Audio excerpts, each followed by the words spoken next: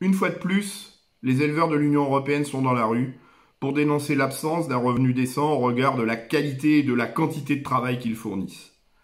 La récurrence de ces manifestations, la récurrence de leur mécontentement est l'illustration que nous n'avons pas affaire à une crise conjoncturelle, mais bien à une crise structurelle dont le symbole principal est l'absence de la souveraineté alimentaire, de la souveraineté protéique de leur élevage qui nécessite qu'on importe des protéines qui viennent de l'autre côté de l'Atlantique.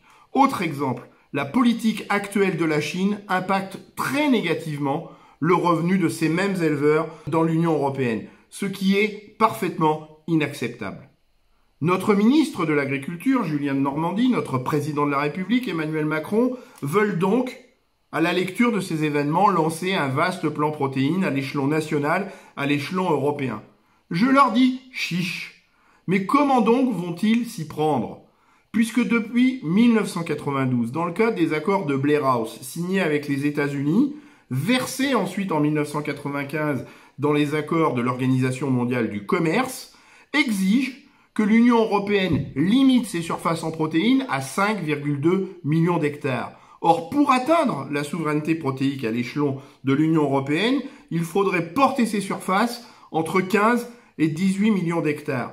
Donc, pour atteindre un plan protéines satisfaisant à l'échelon européen d'abord, national ensuite, il faut commencer par dénoncer ces accords de libre-échange, dénoncer cet accord de Blair House.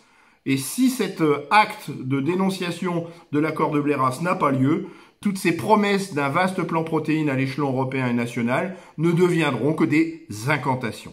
L'élevage en Europe connaît déjà de très grandes difficultés. Chaque année, ce sont des milliers de fermes qui disparaissent, soit remplacées par des parkings, des grandes surfaces, soit remplacées par des céréales.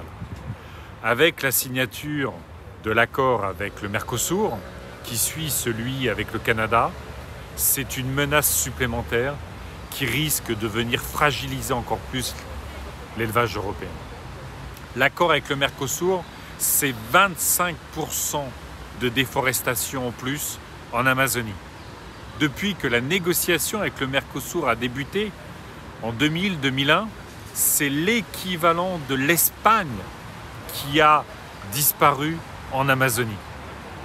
C'est donc un drame absolu, tout ça pour produire du soja, tout ça pour produire du bioéthanol, tout ça pour produire de la viande de bœuf.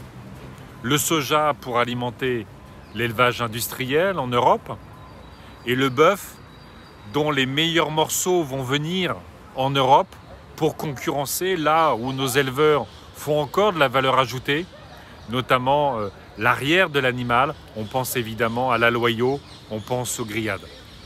Parce que l'accord avec le Mercosur, c'est 70 000 à 100 000 tonnes de viande bovine qui vont venir sur le marché européen, s'ajoutant aux 65 000 tonnes, le quota canadien qui est validé par le CETA. Mais ça n'est pas simplement de la viande brésilienne qui vient concurrencer la viande européenne. L'accord avec le Mercosur, c'est la mondialisation de la malbouffe, c'est la mondialisation de la souffrance animale, c'est la mondialisation des bœufs élevés avec des antibiotiques et tous les produits, y compris qui sont interdits en Europe, pour faire grossir l'animal plus vite. La viande venant du Brésil, ce sont aussi des scandales alimentaires qui ont fait que parfois les États-Unis ont fermé totalement la porte au bœuf brésilien.